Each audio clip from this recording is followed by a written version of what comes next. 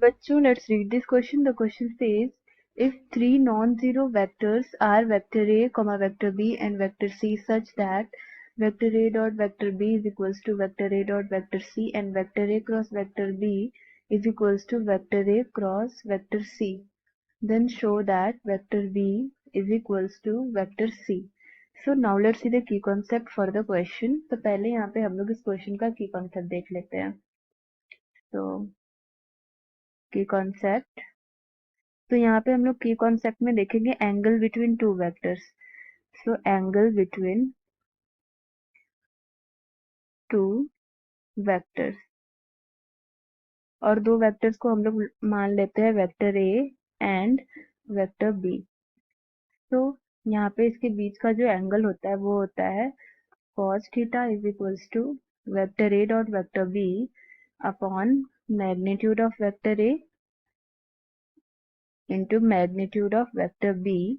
और या तो अगर हम लोग साइन के फॉर्म में निकाले तो क्या हो जाएगा, sine theta is equals to magnitude of vector A cross vector B upon magnitude of vector A into magnitude of vector B. तो ये हमारे की कॉन्सेप्ट हो गए. अब हम लोग क्वेश्चन सॉल्व करते हैं इसको यूज करके.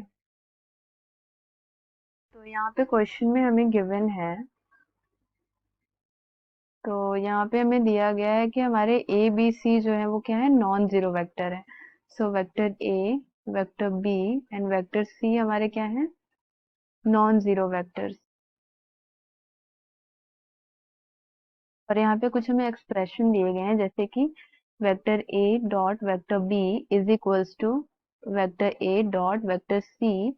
एंड यहाँ पे एक और चीज दिया हुआ है, vector A cross vector B is equals to vector A cross vector C. तो यहाँ पे हमें प्रूफ करना है या फिर शो करना है, टू शो यहाँ पे vector B is equals to vector C, यही हमें यहाँ पे शो करना है. सो अब हम लोग यहाँ पे सॉल्व करते हैं इस क्वेश्चन को.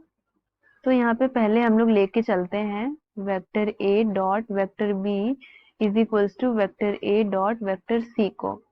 तो यहाँ पे क्या हो जाएगा, इसको हम लोग अगर एलएचएस में लाए सभी टर्म्स को तो क्या हो जाएगा, vector A dot vector B minus vector A dot vector C is equals to 0. तो इसको हम लोग क्या लिख सकते हैं, vector A dot vector B minus vector C is equals to 0. अब यहाँ पे हम लोग इनके बीच का एंगल्स लिख लेते हैं. So angle between vector A and vector B minus vector C. तो इनके बीच का जो हमारा एंगल हो जाएगा वो क्या हो जाएगा, cos थीटा. cos के फॉर्म में हम लोग लिख रहे हैं क्योंकि यहाँ पे डॉट प्रोडक्ट के फॉर्म में है.